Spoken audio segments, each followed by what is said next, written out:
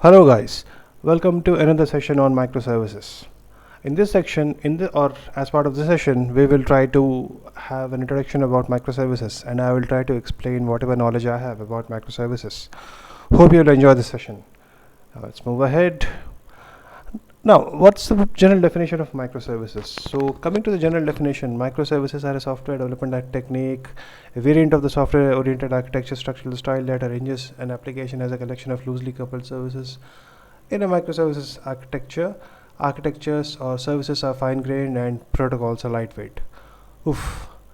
This is the definition we have in Wikipedia, and to be very honest with you, it did not make too much amount of sense to me until unless I dwelled deep enough. Now let's try to explain it in my way. What the buzz is all about. Now, I have been hearing this term for the last 4 years, and I have been working on microservices for the past 4 years. Now, what the buzz of microservices is all about. Coming to the basic anatomy, microservices are small application units. This is the most basic definition of a microservice. Interactions among these application units are contract driven, and these contracts are defined through something called as a Swagger or a WDL, Web API Definition Language. Mostly these are REST APIs, and the communication language or the communication protocol between these APIs is JSON, even though it's a misconception that a lot of people think microservices are completely REST and JSON. That's not true. Even a SOAP service and an XML exchange mechanism can be considered as a microservice architecture as well, but REST API and JSON are the most preferred. Now, the biggest selling point of microservices is it's depending on loose coupling and high cohesion. Now that means, as we already discussed, these are all small application units, and they do very specific tasks. Even that task might be very trivial, like copying a file or sending an email. So that is the most smallest unit of work what can be defined. And these units, they are extremely cohesive, they do very specific tasks, and they are extremely loose coupled. That means, say if I have two or more than two microservices and all of these services have to talk among themselves, then we say that these are extremely loosely coupled, because none of the microservices do more than one or two tasks. And for any dependencies or for any sort of utilities, or say any sort of ramping, or for any sort of helper service, so one service talks to another service to get the things done, and it in a way achieves loose coupling in that fashion. Microservices are cloud native. We will look at this particular term, what is cloud native. Even I was a bit confused some time back, but I will try to clarify, and even it will be a learning opportunity for me as well. It's not a framework, it's not something that can be installed, or it's not something that can be followed across. It's more of a design principle. Microservices is a design principle which promotes loose coupling and high cohesion, and it is more contract driven, and it works on smaller application units. Thus, it becomes a design principle. And we say that the set of APIs which fall under the category of microservices, they all are self-managed. So what do we mean by self-managed APIs? So if you ask me, what is a self-managed API? An API that knows what to do in case of failure, or what to do in case of any success, or what to do in case of any help or any routing to be configured. Like as we discussed, there might be more than 4 or 5 components talking to each other, and all of these components should be aware about each of the other existing microservices. In a way, they have to be self-discoverable. That's what I think makes the APIs or microservices smarter. They don't have to rely on heavy middleware for discovery and any sort of enterprise service bus activity. It also promotes the paradigm of smart applications and dumb middleware. So smart applications, all of the routings, all of the service discovery, all of the scaling up, scaling down, or high availability paradigms, these are all defined as part of configurations. These are not defined through middleware configurations, but it's mostly through containerization, something called as containerization configurations. We will see what do containers mean, what is a container, and how do they help to achieve high availability and failover mechanisms. And they don't depend on middleware for all of the routing and for all of the other stuff, for all of the other communication stuff. It supports polyglot programming model. So we choose the best tool for the work. We choose the best tool that's available to do any specific work, and we don't bind it to any particular framework or a particular language or a particular programming language. It encourages something called as a DevOps model.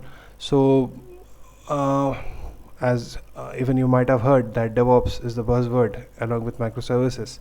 So microservices, they have kind of forced every organization to have a DevOps model and a DevOps structure, where we define all of the CI/CD procedures, and we focus a lot on infra as well, along with these microservices deployments and all. And it also encourages containerization and cloud nativeness. We will see what these things mean in a while. So the focus is on faster delivery and parallel development of components. So when we say faster delivery, as we are developing small components and we are not developing applications which will have huge functionality, but very less amount of functionality. So the delivery speed will be obviously faster, it will be more agile. And parallel development, say because all of my components are contract driven, so I don't have to really wait for component B to be available for me to be ready for development or ready for production. So I can both of these components, A and component B, can work in parallel, and they can integrate whenever both of them are ready or ready to be integrated. So it enables smaller teams to accomplish a bigger objective. When we say smaller teams to accomplish a bigger objective, it is like say for example, if there are around 5 microservices, so we can have only 5 developers who work on one of these microservices, and they are responsible for the entire DevOps cycle as well, development and deployment cycle, to be more simpler. So we say 5 people, they manage 5 application units, and they are responsible for accomplishing a bigger objective, because all of these 5 services, they combine with each other, they interact with each other, they orchestrate with each other to form a bigger logic or a bigger piece of the puzzle. And last but not the least, microservices are designed for faster time to market. When we say faster time to market, say any service or any software as a service, if I want to deploy it, say a classic example I can give is, if I want to deploy an app on Google Play Store, I can do it within days, within weeks. I don't have to spend months of time to deploy an app to Play Store so that the users can download that. With microservices approach, we can definitely do that in a week with proper planning. So that's something very hard or very straightforward definition of faster time to market, where we bring the business. So in this case, it brings a paradigm shift in the case that microservices are business as a service, and the faster we bring the business to the market, the more profitable it becomes, so that there is no competition and we are able to beat the competition. So that's where we say that microservices are designed for faster time to market. If we follow the basic principles, then definitely the delivery will be faster. Moving ahead, now on the screen we have an e-commerce monolith. For the argument's sake, let's imagine that we have a fictional e-commerce company which has a monolithic system built on top of Java and Spring, and it contains a huge stack of services like catalog, shopping cart, user profile search, order management, payments, and it interacts with third party. services like notification services for sending out SMS notifications or email notifications or any other notifications using ActiveMQ. And it also goes to the provisioning LOB, like after an order is placed and payment has been done, then the order has to be shipped, it has to be sent to a courier company, which might be a third party to the e-commerce company. So all of these things are taken care by, let's assume for this argument we are using ActiveMQ, and we can also have a database RDBMS to store all of these details for orders, for shopping cart, for the product catalog. We have a single RDBMS database which has tons of tables, and it stores all of this data in a relational fashion. We have the WebTire. Now WebTire, it's written on jQuery, and or it might be any other front-end language. It might be of our choice. It might be vanilla JavaScript as well, but let's consider jQuery. Now the business case what we have here is all of the users who are using this particular application, they are logging in from a PC or through or a Mac or a laptop which has the traditional web browser, and from therein they are accessing this particular website. And all of this integrations, say from the web layer to the application layer, the integration is not done through APIs, but it is done through traditional URLs or form actions or anything that might be part of the traditional web development what we had before the advent of APIs.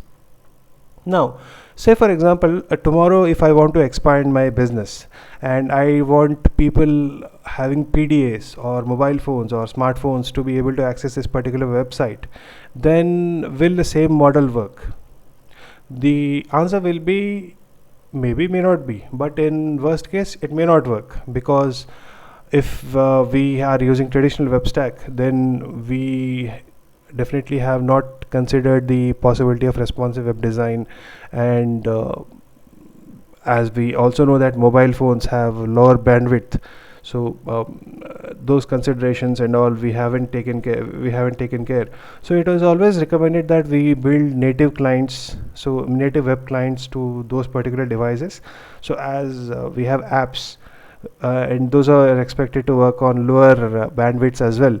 And definitely if we develop an app, then it will be a nightmare to integrate with the backend, and it will be a complete overall big effort which will be very clunky, and it might be very buggy as well, because the application tire is not exposed through APIs, and we have to kind of write native handlers to interact with the backend and get our work done, and which is definitely not a good approach, and it's not a scalable approach as well, because if we have a single backend and we have multiple channels interacting with the backend, then we will have scalability concerns as well.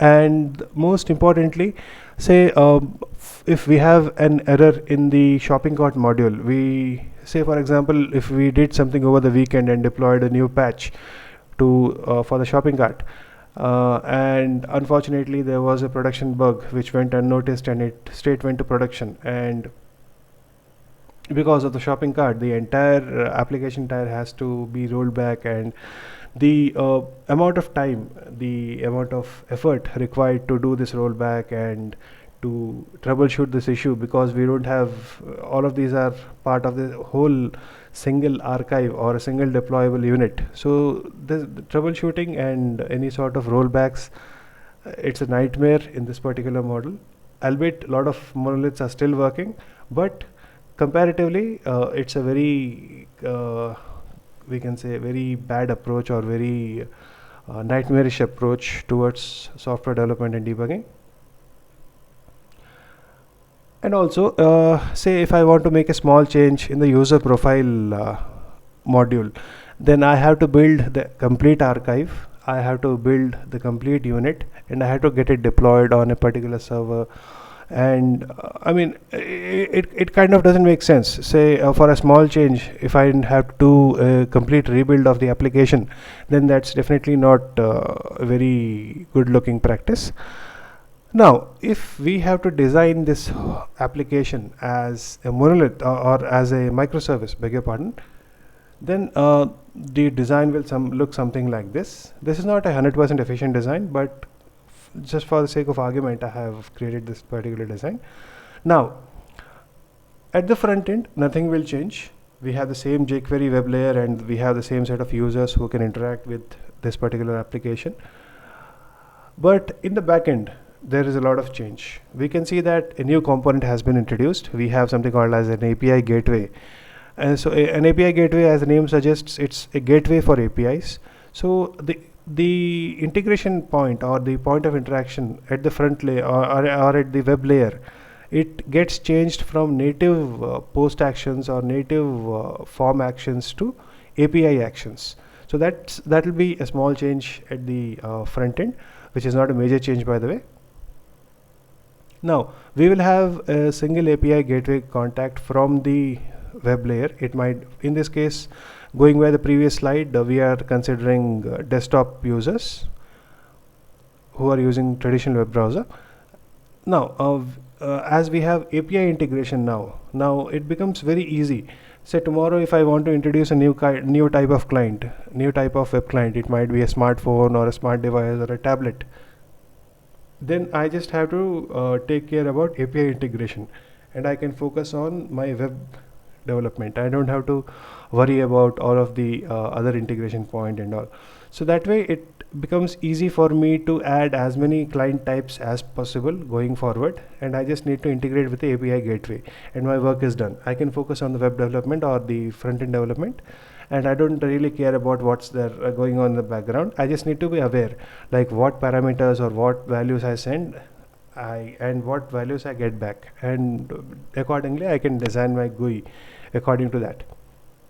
Now going back to going behind 2 slides, so those will be the contracts basically which will be defined. As we said, we will use something called as a Swagger to define a contract. So any web client, it can interact with our microservices system through if it has the Swagger document ready, and it has got all the UI tokens and all of those things are sorted out.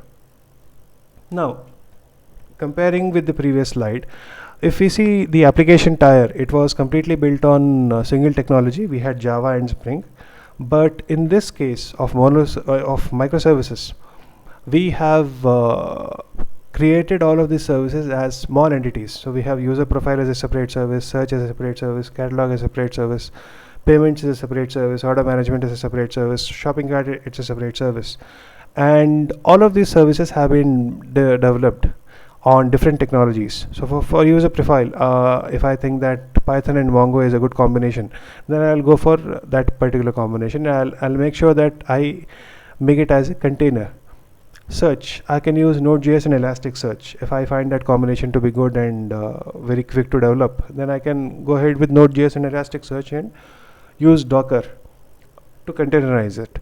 Then I can, for the catalog service, I will have a Cassandra as an NoSQL backend DB, and I can use Spring Boot to develop the application layer or to develop the API layer, and again I can Dockerize this.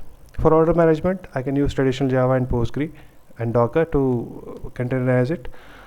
For payments, I can choose either Scala or Apache HBase as backend and Scala as the API layer, and again containerize it using Docker. Shopping cart, as Redis is a very good key value pair storing system, I can use Python along with Redis combination, and I can make these services interact with each other. Now going back to the first slide, where we said that all of these applications or all of these units are very small, they are aware about their existences, and we say that when we are Dockerizing these applications and these Docker containers are interacting with each other, so they are aware about their presence. So in a way, these services are smart. They know about their about the presence of other services through something called as service discovery. And if we are using Kubernetes for orchestration, then we get to use something called as etcd, through which these Docker containers, they are aware of each other and they can discover each other, and there will be a lot of HTTP calls that will be exchanged. So all of these interactions, for this particular argument's sake, I am assuming that these will be REST APIs, and the interaction will be based on JSON. So if it's a post request, post response will be JSON, depending on the HTTP status code. So all of these are status code driven.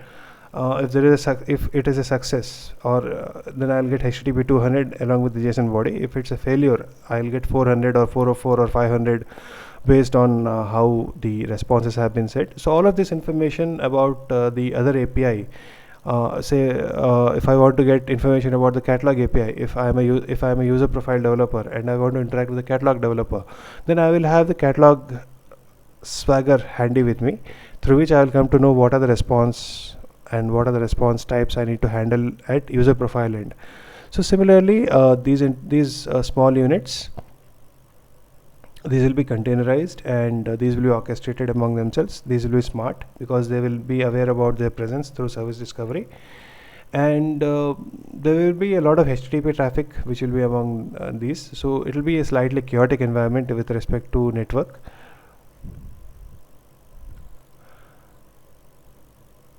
So that's how typical microservice environment, at least as part of, as or in the scope of this particular session, it will look like.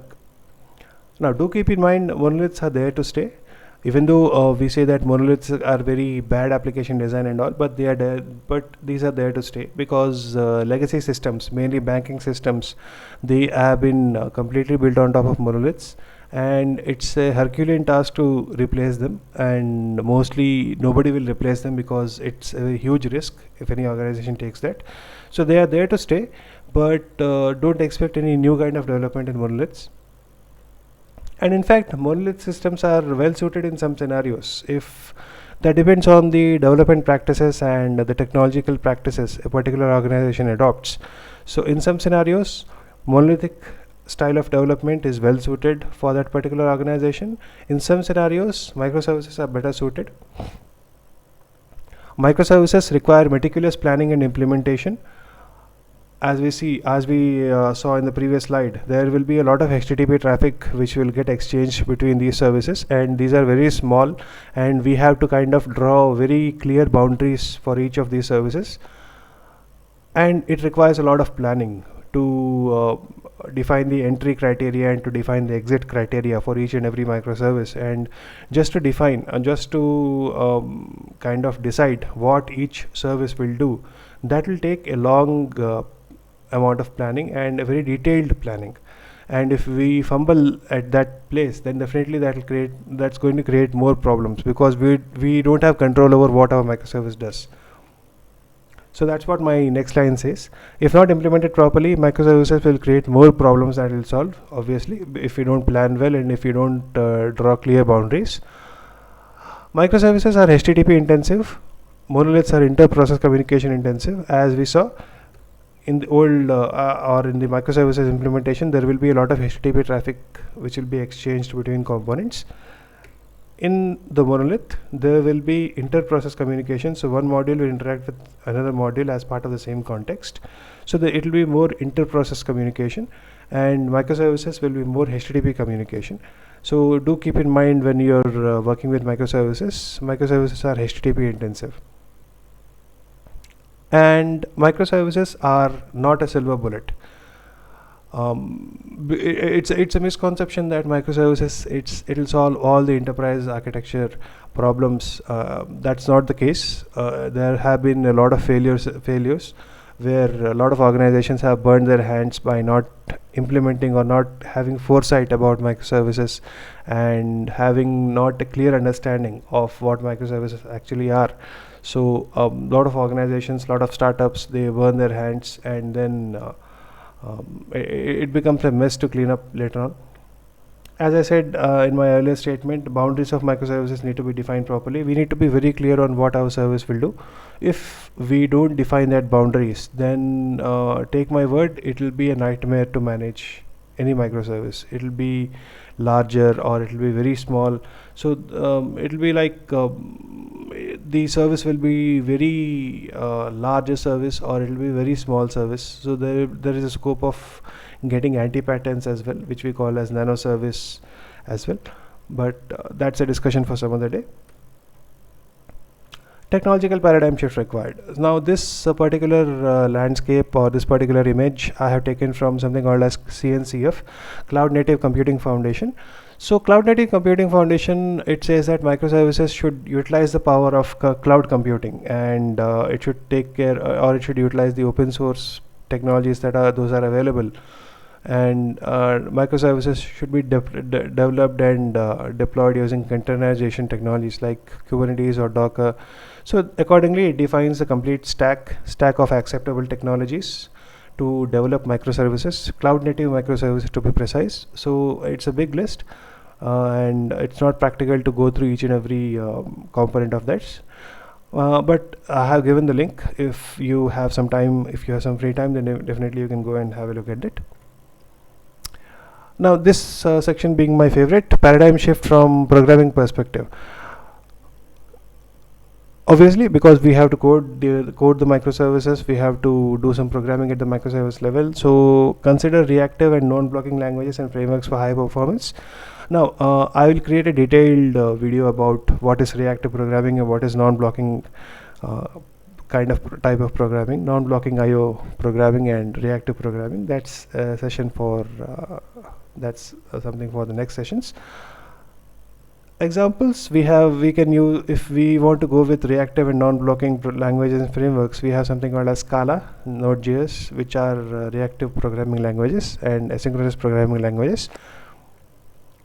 We have RxJava, which is very new. We have Play framework. It's a framework developed on top of Scala, but it also has a Java handle, and it supports asynchronous IO or non-blocking IO. So do spend some time reading about these things, this stuff as well. We have Scala, Node.js, RxJava, and Play framework. Paradigm shift from programming perspective. Obviously, these are some links which I have kept handy, and we will also go through these links, what they say, and where microservices come into picture for these. So as I said in one of the previous slides, we have CNCF. So CNCF, it says that microservices should be deployed or should be developed to utilize the cloud computing power, and should be containerized, and they should be orchestrated by using containerization technologies like Docker, Kubernetes. Now we also have something called as Heroku 12-factor app and Pivotal 15-factor app. We will try to understand what these two are. Going ahead. Yep. This is something which we can have a look at. So what is cloud native? Is it hype or the future of software development? It's a blog entry, but yeah, it gives us good information. What are the different definitions of cloud native? Cloud native is a lot more than just signing up with a cloud provider stuff. So cloud native is an approach to building and running applications that fully exploit the advantages of the cloud computing model. So as I said, like these applications, what we say those are cloud native, they fully exploit the advantages of cloud computing model. Now there are different definitions. Say as I said, containerized, each part applications processes is packaged in its own container. So that's why if you go to this particular slide, we have Docker everywhere. So each and every service or each and every application is running in its own container. Microservices oriented, cloud native applications are microservices oriented because segmented into microservices. This significantly increases the overall agility and maintainability of applications going by the features of microservices what we have. Now this is how the CNCF cloud native interactive landscape will look like. So we have different sections like what are databases, streaming and messaging, application definition and image build, continuous integration delivery. There will be a lot of technologies which you might have heard somewhere or seen somewhere. So example, etcd for service discovery, Netflix OSS, Spring Discovery Service, it uses Netflix OSS, Kubernetes uses etcd. We have Kubernetes as the scheduling and orchestration. We have Apache Mesos. A lot of stuff is there, and these. So do spend some time going over these landscape card. Now interesting one, we have something called as 15 factor app, beyond the 12 factor app. But before going to this particular thing, let's see what is the 12 factor app. So this is the standard definition. So basically these are all pertaining to something called as software as a service. So software as a service, this concept, it's kind of a background or backbone to the concept of microservices. So Heroku, it kind of gave 12 rules. These are the 12 factors. So code base, one code base tracked and revision control, many deploys, dependencies, config, backing services, build, release, run. So it kind of laid the foundation for the roadmap of microservices through something called as software as service. So these are all the 12 rules or 12 principles of Heroku, which you can have a look at. So and obviously the modern microservices development were kind of built on these 12 rules.